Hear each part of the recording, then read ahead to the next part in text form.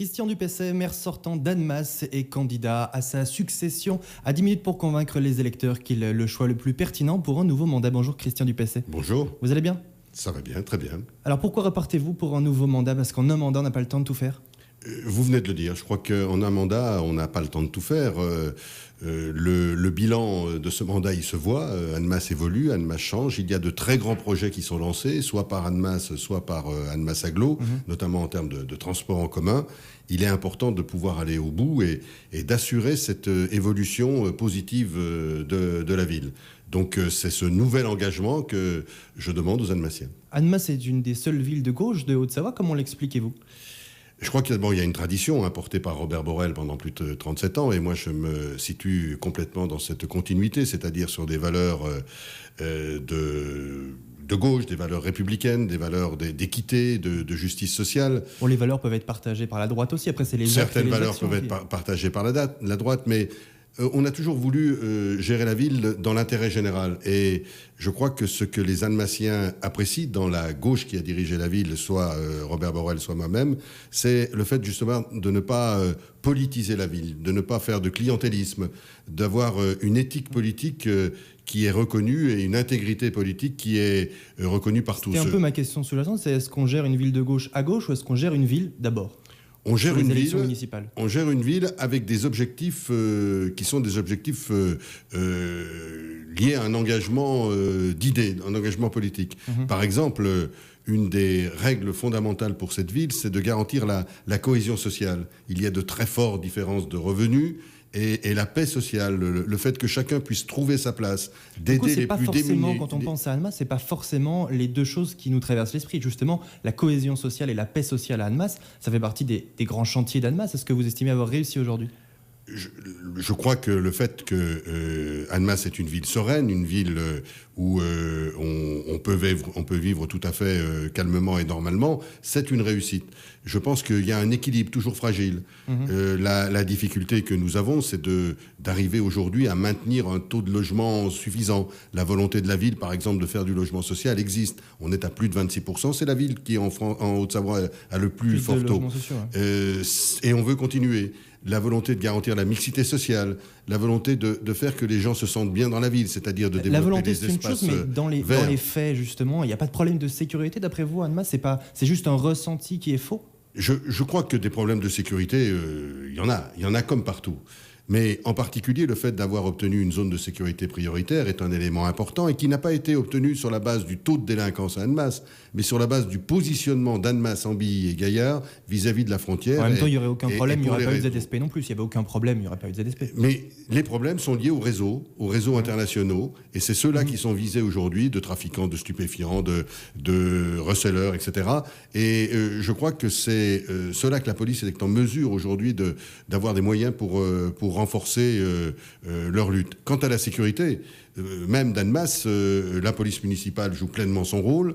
Nous l'avons augmenté. Je n'ai rien contre le principe de la vidéoprotection, sauf que c'est qu'un complément et on le met là où c'est nécessaire. Vous voulez le développer sur ce prochain mandat ou pas spécialement ? La vidéoprotection, c'est le mot savant pour vidéosurveillance. Maintenant, on dit protection. Oui, on dit comme ça, oui, c'est vrai.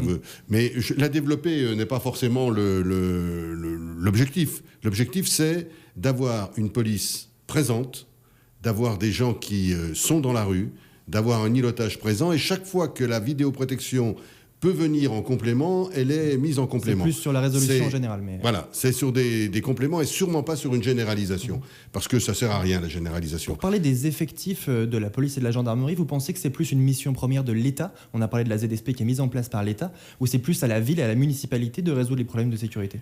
Je crois que d'abord c'est l'État. La sécurité, c'est l'État, c'est la sécurité publique. Par contre, la ville a la responsabilité de la tranquillité publique. Ouais. Et cette tranquillité publique, nous l'assurons par la présence de la police municipale et puis par nous aussi des médiateurs, par des référents espaces publics, c'est-à-dire par des gens dans la rue. C'est quelque chose d'essentiel. Mais les gens dans la rue, ils n'arrêtent pas forcément les trafics. Voilà, donc il faut la police nationale. Et c'est là où la zone de sécurité prioritaire joue pleinement son rôle, d'autant qu'elle travaille maintenant en liaison étroite avec la police genevoise, car c'est bien le lien frontière qui est une des responsabilités. Sur ce premier mandat, Christian Dupessay, de quoi êtes-vous le plus fier si vous deviez choisir une chose ?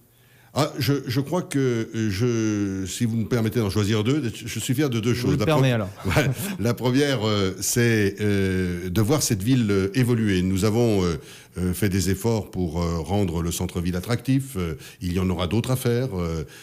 Nous avons rénové des quartiers, le quartier du Perrier en particulier. Nous avons agrandi le centre-ville avec un nouveau quartier, Chablais-Parc. Donc l'urbanisme de la ville évolue. Et il évolue, d'ailleurs il va évoluer d'une manière fondamentale dans le mandat qui vient grâce à ce qui est une vraie révolution, c'est les transports en commun. Avec le tram, avec le CEVA, donc le RER, avec un bus à haut niveau de service, on va non seulement changer la manière de se déplacer, ce qui est fondamental, donc moins de voitures, mais on va aussi changer la ville. Rendre la ville plus agréable. C'est le gros calme. problème d'Annemasse, ça, aujourd'hui, c'est le transport. C'est Bien sûr, la c'est un problème essentiel. Donc, et la pollution que ça engendre aussi. La solution, c'est évidemment les transports en commun. Et on ne connaît pas beaucoup de villes de 35 000 habitants ou d'agglomérations de 85 000 habitants qui peuvent avoir un RER toutes les 10 minutes, qui va desservir Genève, mais aussi le reste de la Haute-Savoie toutes les 10 minutes, d'avoir un tram à un cadencement de 9 minutes, d'avoir un bus à haut niveau de service à un cadencement de 9 minutes, qui sont totalement complémentaires. En même temps, on ne connaît pas beaucoup de villes avec autant de frontaliers non plus. C'est vrai que c'est une des caractéristiques d'Annemasse. Mais ces transports en commun vont en direction de Genève, mais de Genève aussi à Annemasse. Donc, faut bien rentrer.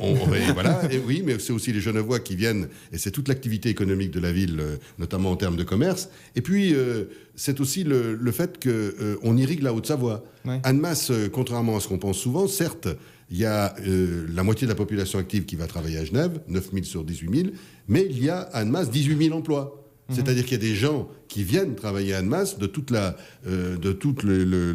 partie de Haute-Savoie, des vallées qui sont autour. Et je crois que c'est cette activité que l'on veut renforcer. Le RER, par exemple, c'est pas simplement Annemasse-Genève, c'est aussi vers Évian, vers La Roche et Saint-Gervais et vers Annecy. On est vraiment dans un moment extrêmement important de transformation et ce dont je suis fier pour le mandat qui vient de s'écouler, comme celui qui, je l'espère, va se passer, c'est la réalisation de ces grands projets de transport en commun et qui modifient l'urbanisme de la ville. Et l'autre chose dont je suis fier, c'est que, justement, on a gardé, à Annemasse, on a pu garder une certaine sérénité, une capacité du vivre ensemble.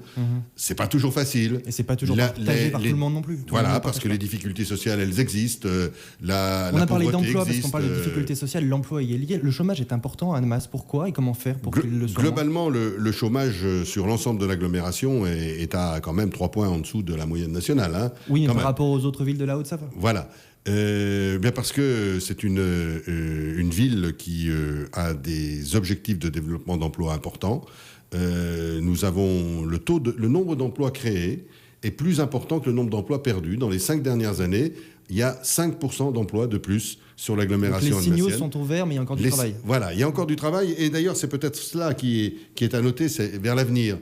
L'avenir aujourd'hui, c'est de nouveaux quartier de la gare, justement, avec un apport d'emploi important. C'est un grand quartier d'affaires du Grand Genève qui est en train de se créer. C'est le lien, le fait qu'aujourd'hui on est reconnu, et c'est une nouveauté extrêmement importante, comme le pôle français de la Genève internationale. Et c'est aussi de l'emploi qui va arriver. C'est une image forte de la ville d'Annemasse qui va se mettre en place. Et puis, sans doute un des points essentiels, qui sera aussi un des enjeux du mandat qui vient, c'est l'implantation de l'université. Il n'est pas imaginable qu'une agglomération de près de 100 000 habitants dans une métropole d'1 million d'habitants n'ait pas d'université française. Et nous sommes en train de réussir l'implantation de formations universitaires. On est en train donc de modifier l'image de cette ville et surtout la qualité de vie dans la ville. Un point peut-être que je peux ajouter, c'est que la qualité de vie, elle se développe autour des transports, je l'ai dit, autour de l'évolution de l'urbain, mais aussi autour de nouveaux espaces verts, de centre-ville. Et ça, c'est un objectif que j'ai. Il en manque aujourd'hui. Ouais. Il y en a, mais il en manque. Nous en créons un il est créé, d'ailleurs, il est en cours, dès le mois de septembre, en plein cœur de ville. Christian Dupessat, il nous reste 30 secondes. Juste un mot sur l'agglomération et sur le Grand Genève. Est-ce qu'aujourd'hui, vous voulez raisonner en maire d'Annemasse, ou plus largement, est-ce qu'aujourd'hui, la réflexion municipale est dépassée? Il faut raisonner Grand Genève aujourd'hui. Il faut raisonner Grand Genève. Et le maire d'Annemasse doit raisonner Grand Genève. Il n'est pas maire d'Annemasse s'il ne raisonne pas Grand Genève. Mais en garantissant l'identité de la ville, en garantissant la qualité de vie dans la ville, et c'est en étant le pôle français du Grand Genève, le pôle majeur, la capitale française finalement du Grand Genève, que nous assumerons l'avenir dans les meilleures conditions pour les Annemassiens. Merci beaucoup Christian Dupessel, le temps est déjà écoulé. Merci d'avoir pris 10 minutes pour convaincre les électeurs annemassiens. Merci.